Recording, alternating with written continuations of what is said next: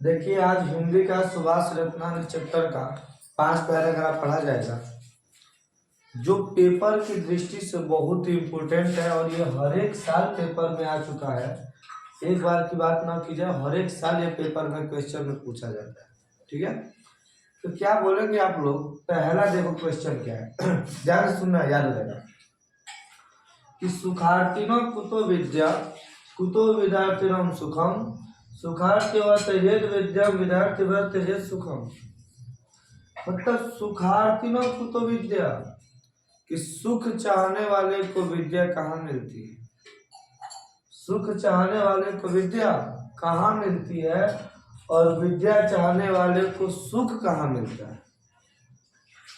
सुख चाहने वाले को विद्या नहीं मिलती है, मतलब है कि सुख चाहने वाले को विद्या कहाँ मिलती है और विद्या चाहने वाले को सुख कहाँ मिलता है? सुखार्थी अवय त्यजेत विद्या, त्यजेत का मतलब छोड़ देना चाहिए। तो सुख चाहने वाले विद्यार्थी को विद्या की कामना छोड़ देनी चाहिए। सुख चाहने वाले विद्यार्थी को विद्या की कामना छोड़ देनी चाहिए और विद्या चाहने वाली व्यक्ति को सुख की कामना छोड़ देनी चाहिए। समझ में आ गया? क्या बोलोगे कि सुख चाहने वाले को विद्या कहाँ मिलती है और विद्या चाहने वाले को सुख नहीं मिलता, मतलब कहाँ मिलता है? अर्थात बताओ, सुख चाहने वाले विद्यार्थी को विद्या को छोड़ देना चाहिए और विद्या चाहने वाले को सुख की कामना छोड़ देनी चाहिए। इतना समझ में आ गया? सुख चाहने वाले को विद्या कहाँ मिलती है और विद्या चाहने वाले को सुख कहाँ मिलता है?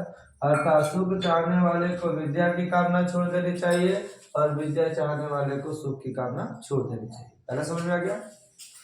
दूसरा कर काव्य शास्त्र विनोदेन कालो गच्छति धीमता व्यसनेन च मूर्खणाम निद्राया कलेन काव्य शास्त्र विनोदे कालो गच्छति धीमता, मतलब बुद्धिमान लोगों का समय काव्य शास्त्र के आनंद में बीतता है। बुद्धिमान लोगों का समय काव्य शास्त्र के आनंद में बीतता है, जबकि व्यसनेन च मूर्खणाम निद्राया कलेन, जबकि बुरे लोगों का समय या मूर्ख लोगों का समय बुरी आदतों में, सोने में और दूसरों से झगड़ा करने में बीतता है। निद्राया मने सोना, कलेन मने झगड़ा करना। बोलेंगे कि बुद्धिमान लोगों का समय काव्य शास्त्र के आनंद में बीतता है, जबकि मूर्ख लोगों का समय बुरी आदतों में, सोने में तथा झगड़ा करने में बीतता है। न चौरहारे न च राजहारे न भ्रत भाज्य न च भारकारी नित्य विद्या धर्म सर्वप्रधानम। इसमें कहा गया कि न चोर इससे चुरा सकता है, न चौरहारे न चोर इससे चुरा सकता है, न च राजहारे न राजा इससे छीन सकता है।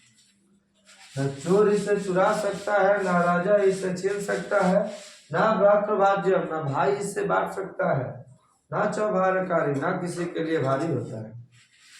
व्याकृते वर्धते एवं नित्यम विद्या धर्म सर्वप्रथम, बल्कि विद्या को दिन प्रतिदिन जितना खर्च किया जाए यह उतना ही बढ़ता जाता है। अर्थात विद्या सभी धर्मों में श्रेष्ठ है। वहां से न चोर इसे चुरा सकता है, न राजा इसे छीन सकता है, न भाई इसे बांट सकता है, न यह किसी के लिए भारी होती है। व्याकृति, बल्कि मत बोलोगे कि इसे दिन प्रतिदिन, विद्या को दिन प्रतिदिन जितना खर्च किया जाए वो उतना ही बढ़ती जाती है। अर्थात विद्या सभी धनों में श्रेष्ठ धन है। ठीक है, न चोर इसे चुरा सकता है, न राजा इसे छीन सकता है, न भाई इसे बांट सकता है और न यह किसी के लिए भारी होता है, बल्कि दिन प्रतिदिन विद्या को जितना खर्च किया जाए यह उतना ही बढ़ता जाता है। अर्थात विद्या सभी धनों में श्रेष्ठ धन है। देखिए, ये भी इम्पोर्टेंट है। कहता है कि परोक्षे कार्य हंतारम प्रत्यक्ष प्रियवादिनम वर्जत्यादिष्टम मित्रम विष्कुंभम पयोमुखम। परोक्ष माने पीठ पीछे। बोला जाता है कि जो व्यक्ति आपके मुंह पर आपकी बड़ाई करे, जो व्यक्ति आपके मुंह पर मिठास बोलो कि जो व्यक्ति आपके मुंह पर आपकी बड़ाई करे और आपके पीठ पीछे आपकी बुराई करे। ऐसे लोग होते हैं कि जो व्यक्ति आपके मुंह पर प्रिय बोले आपके सामने प्रिय बोले और आपके पीठ पीछे आपकी बुराई करे, तो उस व्यक्ति को ठीक उसी प्रकार छोड़ देना चाहिए जिस प्रकार विष से भरे घड़े के ऊपर रखे दूध को छोड़ दिया जाता है। बताइए, जौहर का पूरा घड़ा है, उसके ऊपर दूध को रख दे, कोई पिएगा? क्या बोलोगे?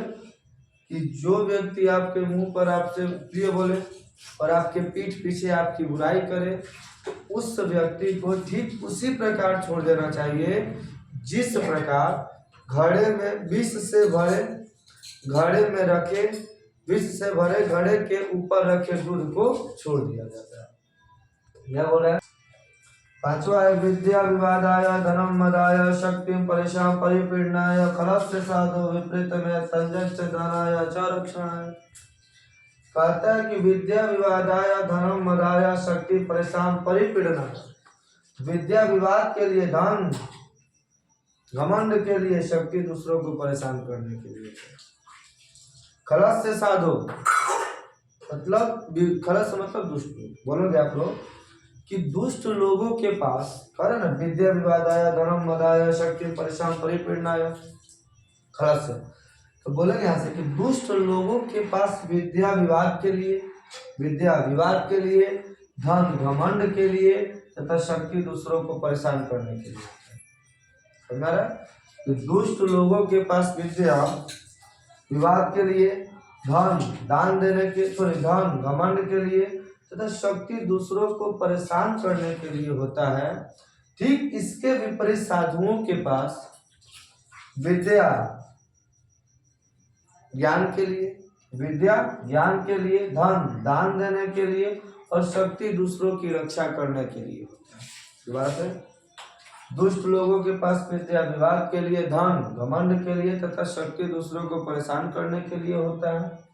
इसके विपरीत साधुओं के पास विद्या ज्ञान के लिए, धन दान देने के लिए तथा शक्ति दूसरों की रक्षा करने के लिए होता है। विद्या ज्ञान के लिए, धन दान के लिए तथा शक्ति दूसरों की रक्षा करने के लिए होता है। इतना तो आप लोगों को समझ में आ गया होगा। कोई प्रॉब्लम किसी को? दोबारा से एक बार रिपीट कर दिया जा रहा है। पहला बोला गया कि सुखार्थिनो कुतो विद्या कुतो विद्यार्थिनम सुखम सुखार्थ वर्तजेत विद्याम विद्यार्थी वर्तजेत सुखम। सुख चाहने वाले व्यक्ति को विद्या कहाँ और विद्या चाहने वाले को सुख कहाँ मिलता है? अर्थात सुख चाहने वाले विद्यार्थी को विद्या की कामना छोड़ देनी चाहिए और विद्या चाहने वाले विद्यार्थी को सुख की कामना छोड़ देनी चाहिए।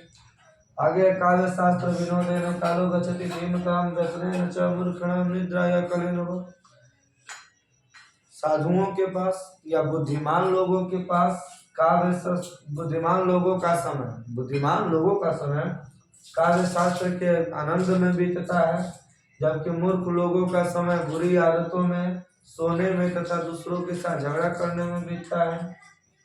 न चौराहारे न चराचारे न व्रत भाज्यायम न चाभारकारी व्यकृते वर्धते एवं नित्यम विद्या धनम सर्वधनम। बोलेंगे कि न चोर इसे चुरा सकता है, न राजा इसे छीन सकता है, न भाई इसे बांट सकता है, न किसी के लिए भारी होती है, बल्कि इसे दिन प्रतिदिन जितना खर्च किया जाए उतना बढ़ती जाती है। अर्थात विद्या सभी धनों में श्रेष्ठ धन है। परोक्षकार अहंतारम प्रत्यक्ष प्रियवादिनम वर्ज्य तदिश्रम मित्रम विस्कुंभम पयोमुखम। जो लोग आपके मुंह पर जो लोग आपके सामने प्रिय बोले और आपके पीठ पीछे आपकी बुराई करे, तो उस व्यक्ति को ठीक उसी प्रकार छोड़ देना चाहिए जिस प्रकार विष से भरे घड़े के ऊपर रखे दूध को छोड़ दिया जाता है। विद्या विवादाय धनम मदाय शक्ति परिश्रम परिपीडनाय फलस्य साधो विपरीत में तज ज्ञानम धनाय च रक्षणाय। कहता है कि दुष्ट लोगों के पास विद्या विवाद के लिए, धन घमंड के लिए तथा शक्ति दूसरों को परेशान करने के लिए होता है। इसके विपरीत साधुओं के पास विद्या ज्ञान के लिए, धन दान के लिए तथा शक्ति दूसरों की रक्षा करने के लिए होता है। ये पांचों को आपको दोहरा लेना है। यदि नहीं समझ में आता है तो कमेंट में लिखिएगा, उसको रिपीट किया जाएगा। उसके बाद कल नेक्स्ट वीडियो इसी में रोज 5 टॉपिक पढ़ाया जाएगा आपको, जिससे कि आपका बढ़िया से बढ़िया तैयारी हो सके। ठीक है।